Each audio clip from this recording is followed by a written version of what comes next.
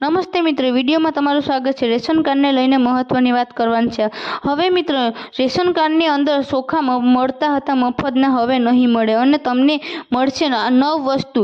તો સંપૂર્ણ માહિતી મેળવવા માટે આ વિડીયો અંત સુધી જરૂર જુઓ અને તમે ચેનલમાં ઉપર નવા હોય તો ચેનલને સબસ્ક્રાઇબ કરતા ન ભૂલતા। મિત્રો, ભારત સરકારે દેશના લોકો માટે ઘણી યોજનાઓ ચલાવે છે, જેમાં સરકાર વિવિધ પ્રકારના લોકો માટે વિવિધ યોજનાઓ લાવવામાં આવે છે।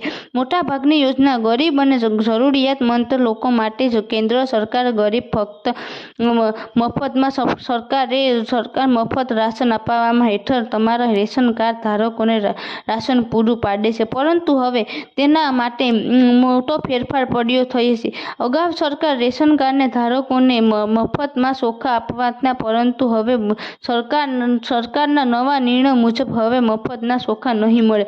તેના બદલે મફતના ચોખાને બદલે સરકારે 9 જીવન જરૂરિયાત 9 વસ્તુ આપવાના છે। તો મિત્રો, હવે આપણે જાણીશું રેશન કાર્ડના ધારકોને કઈ વસ્તુ મફતમાં મળવાની છે। ભારત સરકારની મફત રાશન યોજના હેઠળ દેશના 90 કરોડ લોકોને મફતમાં રાશન આપવામાં આવે છે, જેમાં પહેલા લોકોને મફતમાં ચોખા આપવામાં આવતા હતા, પરંતુ હવે સરકારના નિર્ણયથી મફતમાં ચોખા મળવાના બંધ થઈ ગયું છે અને હવે સરકારના રેશન કાર્ડ ધારકોને ફક્ત મફતના ચોખા નહીં ના બદલે 9 જરૂરિયાત વસ્તુઓ આપવામાં આવે છે। ઘઉં, કઠોળ, ચણા, ખાંડ, મીઠું, સરસવનું તેલ, લોટ, સોયાબીન અને મસાલાનો સમાવેશ થાય છે। સરકારના નિર્ણયથી લોકોના સ્વાસ્થ્ય સુધારવા માટે અને તેમના ખોરાકમાં પોષણનો સ્તર વધારવા માટે લીધો છે અને આનાથી લોકોનું જીવન ગુજારવા માટે સુધારો જોવા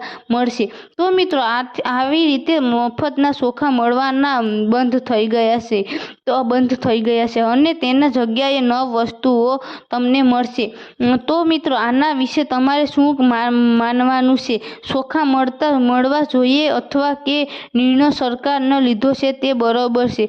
નહીં તો કોમેન્ટમાં જણાવજો।